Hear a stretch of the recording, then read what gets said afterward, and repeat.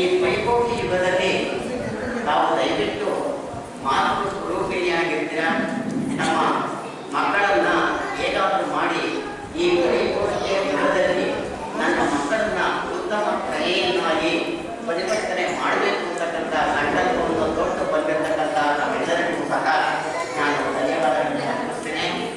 ಆದರೆ ಒಂದನ್ನು ಅರ್ಥ ಮಾಡ್ಕೋಬೇಕು, ನೀವು ದಯವಿಟ್ಟು ಯಾವುದೇ ಸಮಯದಲ್ಲಿ ಎಂತಹ ಕಷ್ಟ ಕಾಲ ಇರಲಿ, ಸುದಿನ ಇರಲಿ, ದಯವಿಟ್ಟು ತಮ್ಮ ಮಕ್ಕಳಿಗೆ ಶಿಕ್ಷಣವನ್ನು ಕೊಡೋದ್ರಲ್ಲಿ ಮಾತ್ರ ಯಾವುದೇ ಕಾರಣಕ್ಕೂ ಇದೇ ಇರಬೇಕು.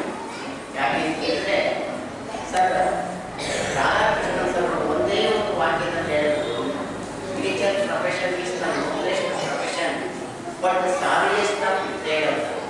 ಶಿಕ್ಷಕ ವೃತ್ತಿ ಅಂತಕ್ಕಂಥದ್ದು ಬಹಳ ಕಷ್ಟ, ಆದರೂ ಸಹ ಅದರಲ್ಲಿ ನಾವು ಸಾಧನೆ ಮಾಡಲೇಬೇಕು ಅಂತಕ್ಕಂಥದ್ದನ್ನ ಅವ್ರು ಹೇಳಿದ್ರು. ನೀವು ಬಂದಿದ್ರ ಈ ಮಕ್ಕಳ ಶಿಕ್ಷಣಕ್ಕೆ ಎಷ್ಟು ಕಾಲ ಖರ್ಚಾಗಿ ತಲೆ ಕೆಡಿಸ್ಕೊಳ್ಳಿ, ಹೇಗಾದರೂ ಮಾಡಿ ನಾನು ಆ ಮಕ್ಕಳ ಶಿಕ್ಷಣವನ್ನು ಮುಂದುವರಿಸ್ತೀನಿ. ಅದು ಯಾವ ಮೀಡಿಯಂ ಅಂತಕ್ಕಂಥದ್ದು ಮುಖ್ಯ ಅಲ್ಲ, ಮಕ್ಕಳಿಗೆ ಸಂಸ್ಕಾರವನ್ನು ಕಲಿಯುವುದು. ದಯವಿಟ್ಟು ನಾನು ಈ ಮಕ್ಕಳು ಏನು ಬೆಳೀತಾ ಇದ್ದಾರೆ ನೋಡಿ, ಹೈಸ್ಕೂಲ್ ನಡೆಸ್ಬೋದು, ಮಿಡ್ಲ್ ಸ್ಕೂಲ್ ನಡೆಸ್ಬೋದು, ಕಾಲೇಜ್ ನಡೆಸ್ಬೋದು, ಆದರೆ ಪ್ರಾಥಮಿಕ ಹಂತದಲ್ಲಿರ್ತಕ್ಕಂಥ ಶೈಶಾವಸ್ಥೆಯಲ್ಲಿರ್ತಕ್ಕಂಥ ಈ ಮಕ್ಕಳನ್ನ ಮುಗಿಸೋದು ಬಹಳ ಕಷ್ಟ ಇದೆ, ಏನೇ ಮಾಡೋಕ್ಕಾಗೋದಿಲ್ಲ. ಆದ್ದರಿಂದ ನಿಮಗೆ ಒಂದೇ ಒಂದು ನಾನು ದಯವಿಟ್ಟು ಕೇಳ್ಕೊಂಡು ಏನು ಅಂದರೆ ಸಂಸ್ಕಾರವನ್ನು ಕೊಡಿ. ಏನು ಸಂಸ್ಕಾರ? ಆ ಮಗು ಶಾಲೆ ಬರೋದಕ್ಕಿಂತ ಮುಂಚೆ ನೀವು ಆ ಮನೆಯಲ್ಲಿರ್ತಕ್ಕಂಥ ತಂದೆ ಇರ್ಬೋದು, ತಾಯಿ ಇರ್ಬೋದು, ಅಕ್ಕ ಇರ್ಬೋದು, ತಂಗಿ ಅಕ್ಕ ಅಥವಾ ಚಿಕ್ಕಪ್ಪ ದೊಡ್ಡವರಿಗೆ ಅವರ ಪಾದಗಳಿಗೆ ನಮಸ್ಕಾರವನ್ನು ಮಾಡಿಸಿ ಆ ಮಕ್ಕಳನ್ನು ಶಾಲೆ ಕಳಿಸ್ಬೋದು. ಯಾಕೆಂದರೆ ಪಾದ ಅಂದರೆ ಪಾಪಗಳನ್ನು ದಾನ ಮಾಡತಕ್ಕಂಥ ಶಕ್ತಿ ಯಾವುದಕ್ಕಿಂತ ಅದನ್ನು ಪಾದ ಅಂತ ನಾವು ಕರಿತೀವಿ. ಅಂತಹ ಪಾದ ಅಲ್ಲೇ ಇಲ್ವಾ ಹೊರಗಡೆ ಹೋಗಿರ್ತಾರೆ, ಪರವಾಗಿಲ್ಲ, ತಾಯಿ ಇರ್ತಾರ ಅವರೇ ಮಾಡ್ಕೊಂಡು, ತಂದೆ ತಾಯಿನೇ ಇಲ್ವಾ ಮನೆಯಲ್ಲಿ ಯಾರು ದೊಡ್ಡವರು ಇರ್ತಾರೆ, ವಯೋವೃದ್ಧರು ಇದ್ದೇ ಇರ್ತಾರೆ, ಅವರ ಪಾದವನ್ನು ಮುಟ್ಟಿ ಗುರು ಗೋವಿಂದ ಕೋ ದಿಖಾಯ್, ಗುರು ಓ ದೇವರನ್ನ ತೋರಿಸ್ಕೊಟ್ಟವನು, ದೇವರಿಗೆ ದಾರಿ ತೋರಿಸ್ಕೊಟ್ಟವನು ಯಾರಪ್ಪ? ದೇವರು ಈ ಗುರು ತೋರಿಸ್ಕೊಟ್ಟಿದ್ದು. ಈ ದೇವರಿದ್ದಾನೆ ಕೈ ಮುಗಿ ಅಂತ ಹೇಳ್ಕೊಟ್ಟವನು ಯಾರು? ಗುರು. ಆದ್ರಿಂದ ಗುರು ದೊಡ್ಡವನು, ಗುರುವಿಗೆ ಮೊದಲನೇ ನಮಸ್ಕಾರ, ಆನಂತರ ಗೋವಿಂದನಿಗೆ, ಆನಂತರ ದೇವರಿಗೆ. ಎಷ್ಟು ಚೆನ್ನಾಗಿದೆ ಇದನ್ನ ನಾವು ಮಕ್ಕಳಲ್ಲಿ. ಅದೇ ಅವರೇ ಇನ್ನೊಂದು ಮಾತು ಹೇಳಿದ್ದಾರೆ, ಜಾತಿ ನಾ ಪೂಛೋ ಸಾಧು ಕಿ, ಜಾತಿ ನಾ ಪೂಛೋ ಸಾಧು ಕಿ, ಪೂಛ लीजिए ज्ञान, मोल करो तलवार की, कड़े रहना दो मान. ಎಷ್ಟು ಚೆನ್ನಾಗಿದೆ. ಯಾರೇ ಒಬ್ಬ ಸತ್ಯನ ಸದ್ಗುಣವಂತ ಬಂದರೆ, ಒಬ್ಬ ಉತ್ತಮ ವ್ಯಕ್ತಿ ಬಂದರೆ, ನೀನು ಯಾವ ಜಾತಿ ಇಲ್ಲ ಕೇಳಬೇಡ. ನಾಮ ಹಾಕದ್ಯೋ, ವಿಭೂತಿ ಬಳಗದ್ಯೋ, ರುದ್ರಾಕ್ಷಿ ಹಾಕದ್ಯೋ, ಜನ್ಮಡ ಹಾಕದ್ಯೋ, ಲಿಂಗ ಹಾಕದ್ಯೋ, ಇದೆಲ್ಲ ಕೇಳಬೇಡ. ಏನು ಕೇಳಬೇಕಾಗಿರೋದು? ಜಾತಿನ ಪೂಛೋ ಸಾಧು ಕಿ, ಪೂಛ लीजिए ಜ್ಞಾನ. ಅವರಲ್ಲಿ ಏನು ಜ್ಞಾನ ಇದೆ ಅದನ್ನು ಕೇಳು. ಅವರಲ್ಲಿರೋ ಜ್ಞಾನವನ್ನು ಸ್ವೀಕಾರ ಮಾಡೋ. ನಾವು ಬೆಲೆ ಕೊಡಬೇಕಾಗಿರೋದು ತಲವಾರ್, ಕತ್ತಿಗೆ.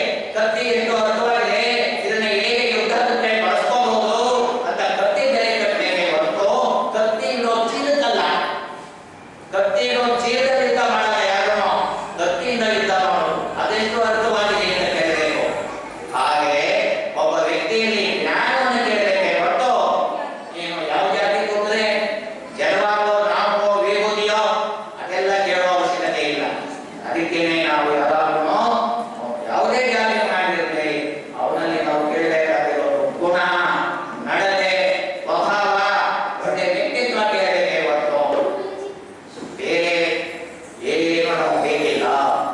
ಇದನ್ನ ಅರ್ಥ ಮಾಡ್ಕೋಬೇಕು. ಈ ರೀತಿ ಉತ್ತಮವಾದಂಥ ಜ್ಞಾನಿಗಳಲ್ಲಿ ಮಾಡಿ ಆವಾಗ ಆ ಮಗು ಗುರು ಆಗ್ತಾನೆ, ಒಬ್ಬ ಉತ್ತಮ ವ್ಯಕ್ತಿ ಆಗ್ತಾನೆ. ನಮ್ಮಲ್ಲಿ ಸರ್ವಜ್ಞಾನ ಮಾತು ಹೇಳ್ತಾನೆ, ಜಾತಿ ಹೀನನ ಮನೆ ಜ್ಯೋತಿತಾಹೀನವೇ, ಜಾತಿ ವಿಜಾತಿಯನ್ನ ಬೇಡ, ಆ ದೇವರೊಳಿದಾದನೇ ಜಾತ ಸರ್ವಜ್ಞ. ಎಷ್ಟು ಚೆನ್ನಾಗಿ ಹೇಳಿದ್ದಾರೆ.